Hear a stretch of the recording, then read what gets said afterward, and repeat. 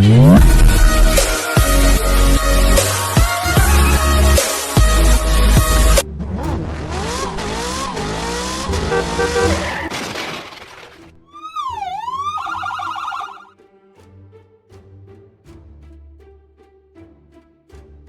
दोस्तों, कैसे हैं आप सब। आपका स्वागत है हमारे YouTube चैनल बीइंग तंजीम में। आज हम बात करेंगे रोड एक्सीडेंट यानी सड़क दुर्घटनाएं। जी हाँ, मैं आपको एक रिपोर्ट बताना चाहता हूँ जो सेंट्रल गवर्नमेंट द्वारा जारी की जाती है। इस रिपोर्ट का नाम है सड़क दुर्घटनाएं 2022। अगर हम इसके आंकड़े देखें तो बहुत अजीब भी लगता है और लोग चौंक भी जाते हैं कि वाकई में हमारे भारत में सड़क रोड पर या इतनी मौतें हो सकती हैं। आपको मैं अगर रिपोर्ट के अनुसार बताऊं तो 2021 से 2022 के बीच लगभग 4,61,312 मौतें हुई हैं सिर्फ सड़क दुर्घटनाओं के कारण। अब इसमें बहुत सारे कारण होते हैं, वो मैं आपको आगे बताऊंगा। दूसरा, जो ये 4,61,312 सड़क दुर्घटनाएं हुई, इनमें से 16,84,091 मौतें हो गई हैं और 44,036 कुछ लोग घायल हो गए हैं। किसी का हाथ पैर टूट गया है, किसी का सर फट गया है, किसी का पैर काटना पड़ा है। अब आप देख सकते हैं कि ये हालात हमारे देश में कितने बुरे और कितने बदतर हो चुके हैं। और हैरानी की बात यह है कि सड़क दुर्घटनाएं जो हो रही हैं वो सबसे ज्यादा ग्रामीण इलाकों में हो रही हैं।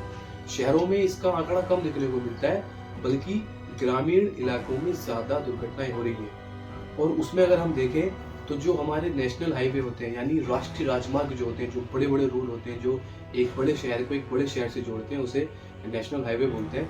उस पर लगभग 32% मौतें हुई हैं। जो हमारे स्टेट रोड है यानी राज्य राजमार्ग है, उसमें 23% हुई है। और अगर हम देखें जो इनमें मरने वालों की संख्या है, वो 18 से लेकर 45 साल के उम्र के बीच के व्यक्तियों की मौत सबसे ज्यादा होती है। यानी ये वो जनसंख्या है जो कुछ करने वाली होती है, किसी की नौकरी लगने वाली होती है, किसी की नई शादी हुई होती है। कुछ बच्चे अपने माँ बाप के लिए एक फक्र का काम करने वाले होते हैं कि हमारा बच्चा बड़ा हो गया है। ये वो मौतें हैं जो एक देश की अच्छी पूंजी बनने वाली होती है। अब आप देख सकते हैं कितनी शर्म की बात है कि हमारे भारत में जो विश्व गुरु बनना चाहता है और उसमें सड़क पर इतनी मौतें हो रही हैं। दूसरी बात जो है, अगर हम एक दूसरा आंकड़ा देखें, उसमें हम देखें 18 साल से लेकर 60 साल के बीच 84% यानी 84% मौतें होती हैं। और इसमें जो सबसे ज्यादा एक्सीडेंट होते हैं वो दो पहिया वाहन यानी बाइक, स्कूटी या साइकिल, इस पर चलने वालों की मौतें सर्वाधिक होती है, सबसे ज्यादा होती है। कारों से एक्सीडेंट कम होते हैं, उनमें मौतें भी कम होती हैं, या ट्रक हो या बस हो या ट्रेन हो, इन सब में मौतें कम होती हैं, बल्कि सबसे ज्यादा मौतें होती हैं बाइकों से, स्कूटी से या साइकिल से। अगर हम देखें तो लगभग 20% मौतें होती हैं जो पैदल चलते हैं, जो फुटपाथ पे चलते हैं, वो फुटपाथ छोड़ के सड़क पे चलते हैं। दूसरी बात मैंने कई बार नोटिस की है कि कॉलेज के लड़के लड़कियां ऐसे ग्रुप बना के चलते हैं, लाइन बना के चलते हैं सड़कों पे, उनकी सबसे ज्यादा मौतें होती हैं। फुटपाथ का वो प्रयोग नहीं करते हैं। तीसरी बात, अगर हम राज्य वाइज जो मतलब स्टेट वाइज अगर हम आंकड़े देखें कि किस राज्य में सर्वाधिक मौतें हुई है, तो सबसे टॉप पे आता है तमिलनाडु। जी हाँ, तमिलनाडु में सर्वाधिक रोड एक्सीडेंट होते हैं। उसके बाद आता है मध्य प्रदेश, उसके बाद आता है हमारा यूपी। जी हाँ, हमारा यूपी भी कम पीछे नहीं है, वो भी ठीक ठाक स्थिति में है। अब आपको मैं ये बताने जा रहा हूँ कि अगर हम देखें कि अंतर्राष्ट्रीय स्तर पर यानी इंटरनेशनल लेवल पर अगर हम देखें रोड एक्सीडेंट को, तो सबसे ज्यादा मौतें होती हैं भारत में। और हम बनना चाहते हैं विश्व गुरु। हमसे अपनी सड़कें सही नहीं हुई है, हमसे अपने रूल्स रेगुलेशन सही नहीं हुए, नियम कानून हमसे फॉलो नहीं होते हैं, और हमें बनना है विश्व गुरु। दूसरा नंबर पर आता है चीन। जी हाँ, चीन इतना डेवलप्ड कंट्री जहाँ पर इतनी बड़ी टेक्नोलॉजी है, वहाँ भी एक्सीडेंट की संख्या ज्यादा है। उसके बाद आता है अमेरिका। अब कारण बहुत सारे होते हैं। अब हमने ये आंकड़े बता दिए आपको कितनी मौतें कहाँ कैसे हो रही है। अब हम बात करेंगे कारण क्या है। अब मैंने इसकी रिपोर्ट निकाली तो उसमें सबसे बड़ा कारण है तेज गति, हाई स्पीड पर ड्राइविंग करना, चाहे वो बाइक हो, चाहे वो कार हो, चाहे वो साइकिल हो।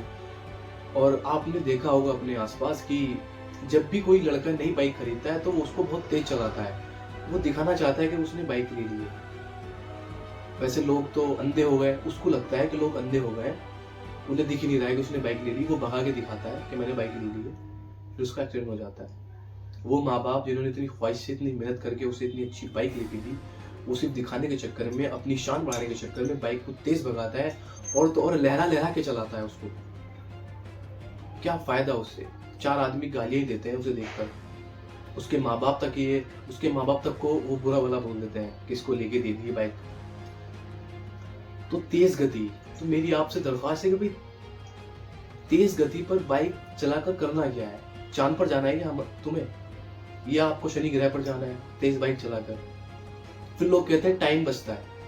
आप एक बात बताइए, अगर आपका वाकई में टाइम कीमती होता तो आप बाइक कतई तेज ना चलाते, क्योंकि आपको उस काम की फिक्र होती जिस काम पर आप जा रहे हैं, क्योंकि हादसा कभी भी हो सकता है। तो आप सबसे गुजारिश है कि बाइक हो या साइकिल हो या कार हो, आप एक लिमिट में चलाएं। एक लिमिट होती है स्पीड की, और भगाने के लिए भी सड़कें होती है। हर जगह गाड़ी भगाई नहीं जाती, गलियों में नहीं भगाई जाती है, उनके लिए नेशनल हाईवे है, वहां पर स्पीड लिमिट दी होती है, वहां भगाइए आप गाड़ी। और अगर आपको राइडर बनना है तो राइडर के लिए अलग से रोड होते हैं, वहां जाइए आप।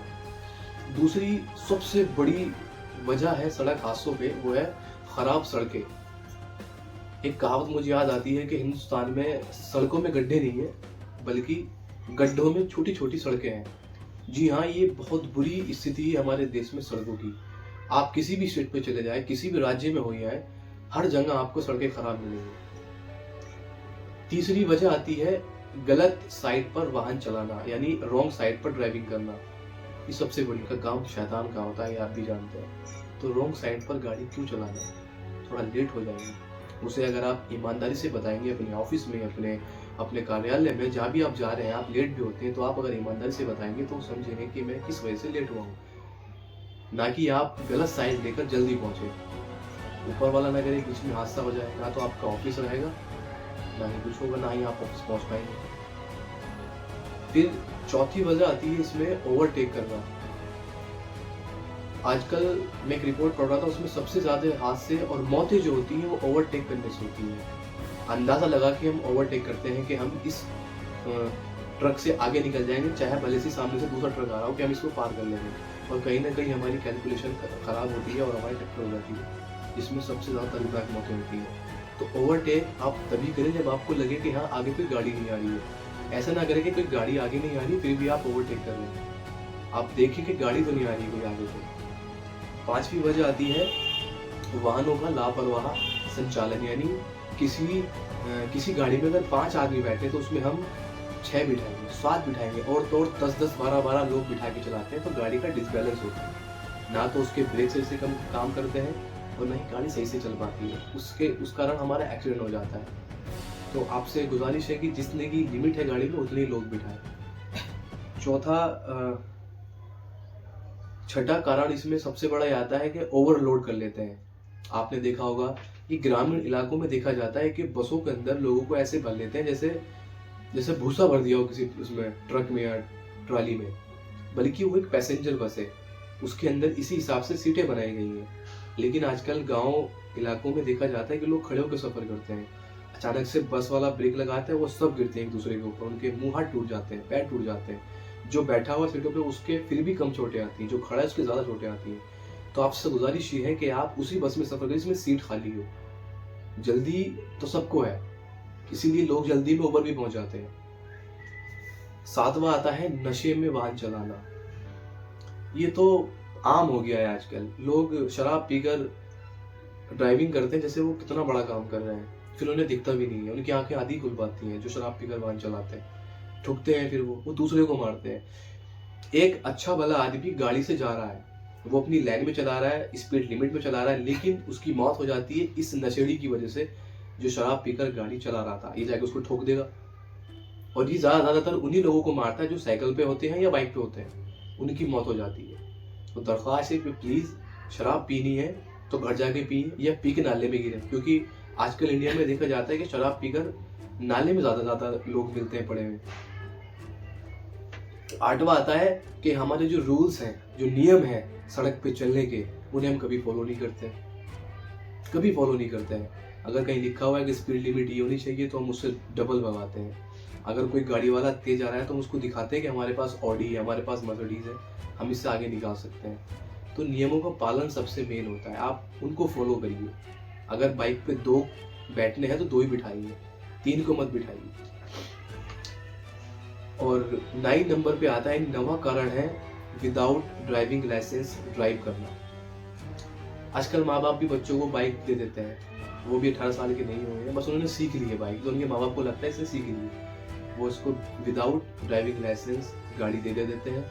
फिर वो अपने दोस्तों में घूमता है फिरता है और ताव में आकर, दोस्तों की वाहवाही करने में आकर वो बाइक को तेज दौड़ाता है और स्टंट भी करता है आजकल, तो फिर उसको चोट लग जाती है और उस घर का जवान बच्चा किसी काम का नहीं रहता। एक बार किसी का पैर टूट जाता है तो वो पहले जैसा पैर नहीं रहता है, उसमें पहले जैसी ताकत नहीं बचती है, और तो और 6 से 7 महीने उसे बेड पे लेटना पड़ता है, उसका खर्च घर वालों को उठाना पड़ता है। ये अच्छी बात नहीं है। 10वां कारण जो है वो सबसे बड़ा कारण मैं मानता हूँ कि हम हेलमेट नहीं पहनते हैं, कार में सफर कर रहे हैं तो सीट बेल्ट नहीं लगाते हैं। कई वीडियो मैंने देखी कि पुलिस के डर से सीट बेल्ट भी लोग उल्टी लगा देते हैं।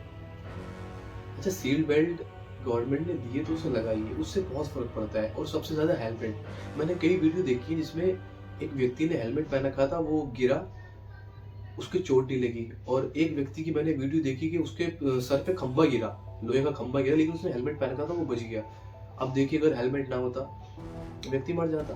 तो हेलमेट जरूर लगाइए, चाहे आप थोड़ी दूर ही जा रहे हैं, चाहे आप ज्यादा दूर जा रहे हैं। आजकल लोग बोलते हैं कि हम तो करीब में जा रहे हैं, तो हेलमेट क्या लगाए। मैं आपको बता दूं कि मौत ज्यादा दूरी देख के या कम दूरी देख के नहीं आती, मौत कभी भी आ जाती है। ऊपर वाले ने इसीलिए इसमें इतनी ताकत दी है दिमाग में कि आप सोच सकें, आप हेलमेट लगा सकें। और 11वीं चीज मैं मानता हूँ, जो हमारे पेरेंट्स से, हमारे माता पिता होते हैं, उनका गलत रवैया। वो शौक में आकर अपने बच्चों को कार भी दे देते हैं, बाइक भी दे देते हैं, बल्कि उनको समझाते नहीं कि चलाते कैसे। बस शौक में आके कि हमारा एक ही लड़का है, उसके शौक पूरे जब है, इसको चोट लग जाती है। ये सब कारण है, आप इन सबसे बचने की कोशिश करें। और देखिए, एक 18 साल का लड़का जब रोड एक्सीडेंट में मरता है तो उसका कितना असर पड़ता है हमारे देश पे। सबसे बड़ी बात आती है उसके घर में, उसके माँ बाप ने उसे कितनी मेहनत से पाला है, कितने प्यार से पाला है, कितने लाड से पाला है। वो सिर्फ इस वजह से मर गया क्योंकि उसने हेलमेट नहीं पहन रखा था। क्या हम हेलमेट नहीं पहन सकते? क्या हमारे बाल खराब हो जाते हैं अगर हम हेलमेट पहन लेते हैं? तो मेरी आपसे गुजारिश है, प्लीज हेलमेट का जरूर उपयोग करें। वो घर पूरा खराब हो जाता है जिस घर में जवान मौत होती है। एक बुजुर्ग मरता है तो उतना उसका दुख नहीं होता है, बिकॉज वो एक अच्छी लाइफ जी के जा रहा होता है। लेकिन एक जवान बच्चा जब घर में मरता है तो उसके माँ बाप पे क्या बीती है, उसके बहन भाइयों पे क्या बीती है। और दूसरी बड़ी बात ये आती है, देश पे कितना लोड पड़ता है। अब आपको मैंने बताया कि 40 लाख लोग लगभग हर साल मर जाते हैं सड़क हादसों में। अब वो 40 लाख लोग उस एज में आते हैं 18 से लेके 45 साल के बीच, यानी जो एक जॉब करने वाले होते हैं, यानी देश के अंदर उत्पादन बढ़ाने वाले युवा थे, वो मर गए सिर्फ किस वजह से कि हमारी गलती की वजह से हमने हेलमेट नहीं पहना, हमने अपनी सड़कें अच्छी नहीं करी है। मेरी आपसे गुजारिश है, प्लीज इन सबका उपयोग करें। आप हेलमेट तो जरूर ही लगाएं, और आप कार में ड्राइव कर रहे हैं तो उसके लिए आप सीट बेल्ट का उपयोग जरूर करेंगे। और हमारी वीडियो को प्लीज शेयर करें, क्योंकि हम समाज को जागरूक करना चाहते हैं, उन बातों को हम उठाना चाहते हैं जिन पर ध्यान नहीं देते हैं। आपको हमारी वीडियो अच्छी लगी हो तो लाइक करें और प्लीज इस वीडियो को शेयर करें। हमारी वीडियो देखने के लिए बहुत बहुत शुक्रिया।